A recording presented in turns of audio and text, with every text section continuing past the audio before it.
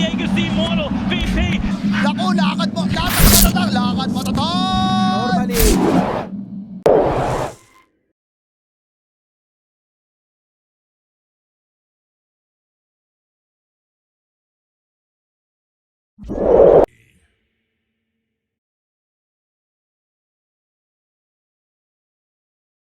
Paimon might be in trouble again.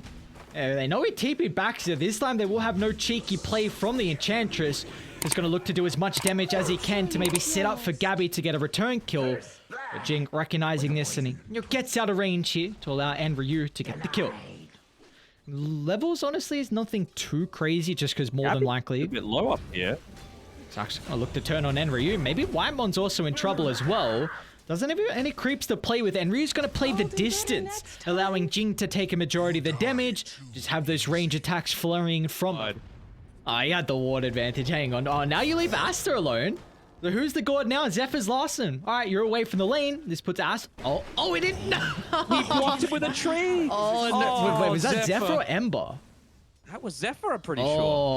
Oh. It's a, not so ideal one. Cuckoo might be in trouble. Trying to take a couple of tower hits. Zephyr can disrupt this. He's got Fairy Fire and Stick Charges on the Jakiro. Cuckoo not going to get enough health back. And now there's an extra rotation coming from Jing too. So the Earth Spirit making plays top and now looking connect to bottom lane as well, as Asta died previously but getting some revenge and much needed gold as well, as the Ember secures the double. Using too much of that map control, and Jakiro's job is probably to look to prevent that. Asta? It's got some assistance coming over. And Zephyr's in a lot of trouble here. Trying to make this Q to temper to bang and Asta secure the kill. And now they're looking over mid for Enryu. They TP in to try and answer Whitemon. Carl's going to give him a little bit of breathing room at the moment, but it still looks like the Enchantress should end up dying. There's no way Whitemon gets away. Okay, he does. Very nicely played from Carl. Got the single point in the Nature's Attendants. Still no point in the Ice Path on Cuckoo, which I'm a little concerned that's an about. aggressive roll. You got Enryu standing nearby, but nothing really that the Viper can do, leading up into 3 heroes on Dire. Now the Sanity is getting dropped, doing mixed amounts of damage here. So able to stick around, look to turn it. A bang's come on over, but Carl, with already this maxed out Astral, doing a lot more damage than they were expecting, but still a bang. I mean, Carl just walked back to the lane instead of trying to escape to the right side. So a bang finds a free window here to use the Fiend's Grip, and we have an Ember Spirit in particular, right? Like I said, they are lacking a lot of stuns. But if during that very small stun time you're able to burn his mana out completely, it's not like he can even just look to leave. She'll stun Asta. Everybody get the Ice Path afterwards. He is out of range of the Wukongs, but like you said, no mana to reset his position, so there's the mana burn coming to play. Maybe something he wasn't expecting. Whether it be a Monkey King or a PL or an OD, you're going to be able to take him down pretty quickly. So I feel like it was pretty important that you got that Cuckoo. He's got a Ghost Scepter not completed. So able to sidestep the initial roll, and Carl is in range as well to give him some breathing room. Not going to get the Astral off fast enough thanks to the trap actually slowing Carl down. And still a bit of a commitment for T1. I mean, you drop the Wukongs. They're eyeing up Gabby down to the south. They've been able to kill off all the Phantom Lancer illusions. Manta's still on cooldown for a short duration. Great use of the Phantom Rush, though. Able to reposition away from the aggressive maneuvers that Neon are putting out at the moment. So just the kill at a rapid rate. So they will not fall too far behind as Enryu. I know the BKB is on cooldown. We'll be up in 5 seconds, actually. So they're going to bring him down pretty fast before the BKB is back and available. Or Jing rotates in too. Kicks him away from the Macropite. Now gives Enryu an opportunity to pop the BKB. They'll cancel the TP on Whitemon. Now they'll look over to the Jakiro as well as all of Neon's crew and show up to protect the Viper. Now they're still going to be cautious how deep they make the attempt. With Carl looking to put some revenge on the board. Ascendity's not enough to secure the kill. Jing gonna sacrifice his life, but the rest of Neon, they're still not in fighting shape. As Gabby rips apart the Viper. Now they are looking for more. They're gonna be cautious. Both sides respecting the damage. It'll be T1 that at least get a consolation prize out of the initial. To a PL, he's gonna stand right in front of this tier 2 tower on the top side, but again, you're just not getting quite the same level of trades happening here as Whitemon. He's in a bit of trouble again. Look how long he's taking it. Bring down though. Magic resistance, Holy Locket. I mean, I guess that's not really helping him too much, but with his maxed out Nature's Attendants, he's like, guys, I'm not dying. And now Avatar mode. They don't have the outpost as well to TP to. Oh my lord, TA. No.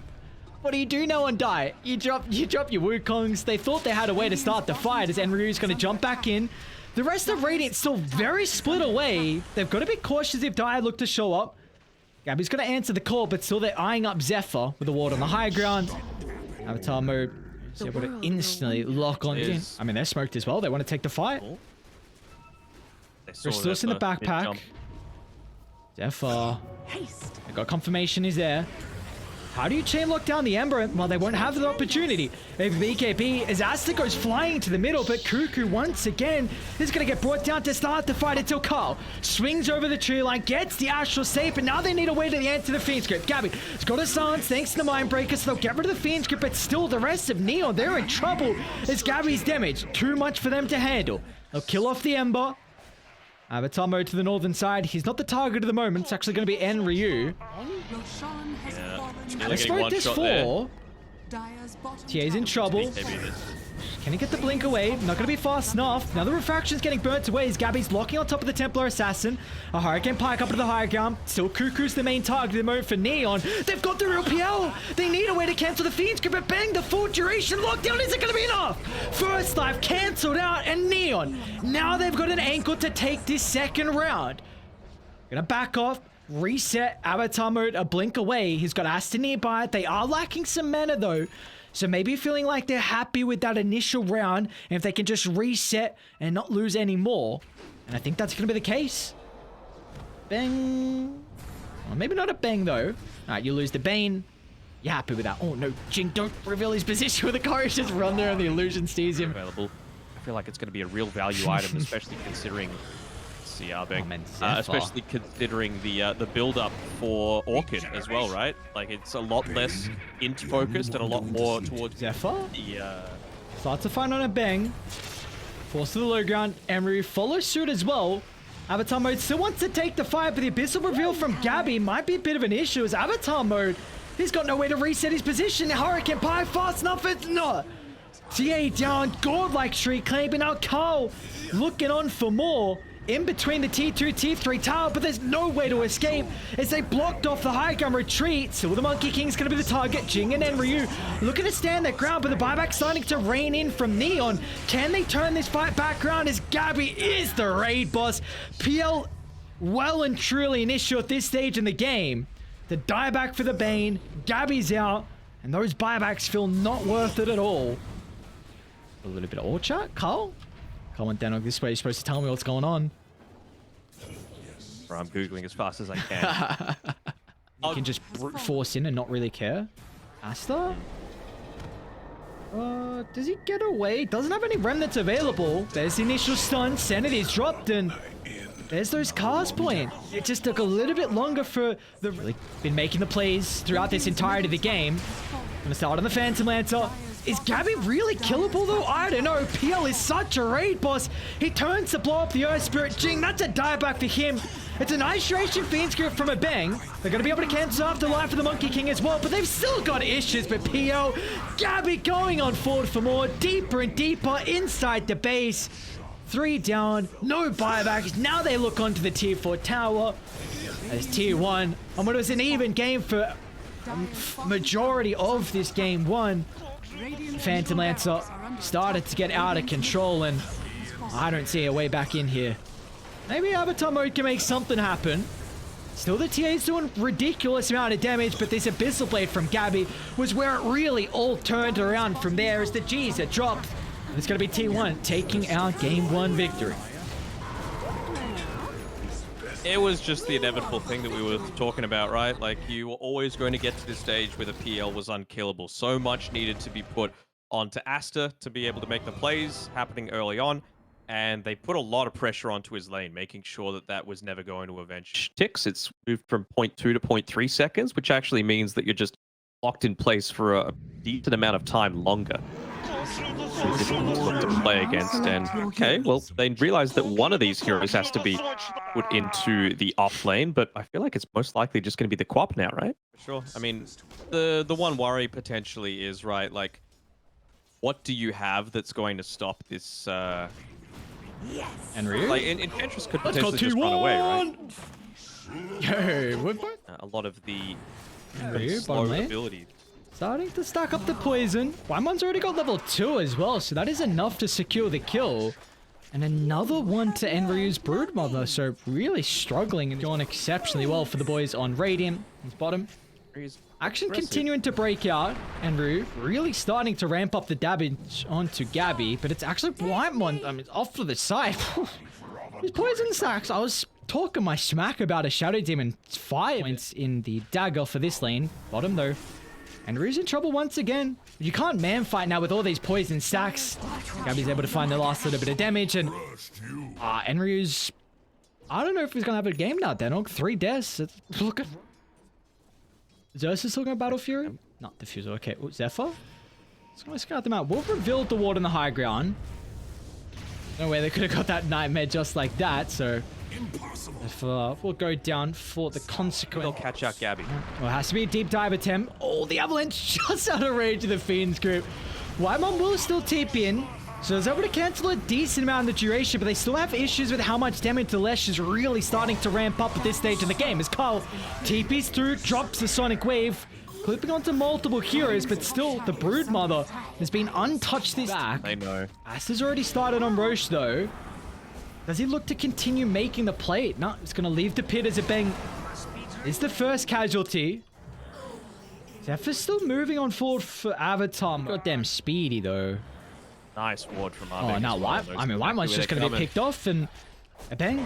And the rest of the goons are looking at TP3. Now Kuku's in trouble as well. Carl's going to look to try and cancel this with the Orchid. He's able to do so, but Kuku's already taken the full brunt of the damage. Avatar mode's still got to be cautious, but with the help of Enryu, they can just step on inside the ring, bring down the monkey, and now eyeing up Carl with a quick blink away to the tree line. He's okay. Man, Neon. Rennie going to try and take the fight around the high ground, but like you said, they don't have the Sonic Wave for that full burst. He runs back into the arrow. Wymon needs to try and help the Queen of Pain, but Wymon completely avoids the saving aspect to potentially turn this fight back around, as now it's a disaster for T1. Gabby, I mean, standing with Zephyr, the Wukongs is anchoring some portion of this fight. Just going to try and get it out to safety with the Shadow Blade, but the rest of Neon homing. Make sure they're straight into the side where Neon, they are well and truly set up. A powerful position for them. Shadow Demon doesn't sidestep the arrow. That's the more important target to be eaten by this as well. So your defensive support now out of the equation. Or Carl down. Like, that was his level 2 Sonic Wave as well, so it's a lot of damage. So Roche was being claimed at the same time. A bang. Yep. You're on to Gabby. BKB available. Maybe Dara have gone too deep. They don't have the Ursa to connect just yet. And now Bane's gone. Lesh is gone as well. T1, can they withstand the Broodmother pushing on to even out the trade? Enryu continuing to beat onto Gabby, BKB, Scotty. There's seeming to be no escape for the Tiny, but they're going deeper and deeper inside the base. BKB soon to expire for the Orchid. Takes out the Tiny. Now Carl's going to try and blink out to safety. Just gets away. They're eyeing up the Brood. I do not know how they ever kill Brood. Dude, Ash is like, thank you, free kills for me. Kuku Sans unable to pummel into them with the impetus. That's still only level 2. So just felt like Enryu got off the chain. And they're not going to be set up now for this high ground defense. They were in a position previously.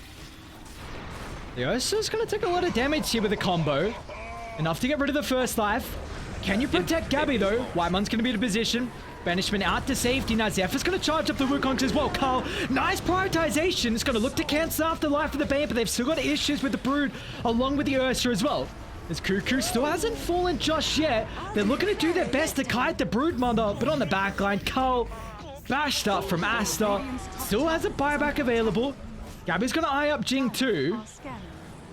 Detection nearby, so Gabby's able to lock onto the Mirana. And now it turns back. I don't know, man. Brood's goddamn tanky. 3,800 health. A toss deeper inside the base, and that is the one way they can get it done. Multiple buybacks are going to be expended here for the defense of T1. Can they still take this fight, though? Neon have a huge net worth lead. They're just going to turn it back on Gabby. A split earth into the arrow combination. but Avatar mode, he is lacking mana, so they don't have the way to take away the life of Gabby. 2 gone, make it a 3rd, and now high ground and mega creeps have been defended. Right, 'cause he's got the BKB finally, he had the Wukong set up, and he got the Boundless onto the Bane. I think without all of those 3 things happening... He sees Avatar mode. They're going to get positioning Asta. Who's the more valuable kill? Looks like the Leshrac is going to be the one they look to blow up. Still got the BKB along with the Bloodstone. The Lesh is gone now. Asta doesn't have anyone to back him up as well. Hang on a second. What's going on? T1, are they going to find another window back into this game? Ursa can't lock on the Cuckoo. They both don't have buybacks. Oh, they're using the haste there. He really wants to take away that vision to enable them to have an effective team fight. They still have the ward on the backline, though. This is huge for T1. They haven't de-warded it just yet. Carl's going to pounce. Eyeing up the Queen of Pain. The Broods are targeted at the moment from Gabby. They haven't bursted through Enryu. Now if they can get rid of Zephyr before the Wukongs, but it won't even matter. Ends up dying. A 1-for-1 trade. They're locking onto Gabby. A Force. Banishment still all available. But how does he get in range? The grasping jaws of Neon pushing on forward for more. Tiny goes down. He's got a buyback to rejoin, but now they're going to be eyeing up the Queen of Pain. Bashes galore. Ursa secures the kill. Cuckoo's going to stand his ground, but he doesn't have the damage. But with this few defenders and up against a double siege creep wave with a Leshrac and a Broodmother, that's going to be an easy mega creep. That's potentially game. At least Wymon's with the Tiny. A Banishment to maybe reposition, but BKB still on cooldown, so it's just going to make it even easier to set up for the Split Earthers. With Gabby goes down, so does the hopes of T1 finding an angle back into this game. For Neon, they will tie the series 1-1, and we are continuing to see T1 struggle in some of these games. Yeah, they're trying a few new things, but that offlane Enchantress just ain't it. You know, in my opinion, an offlane Enchantress needs...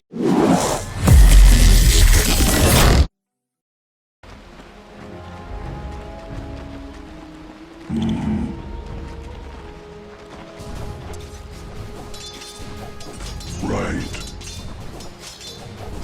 Trinkets.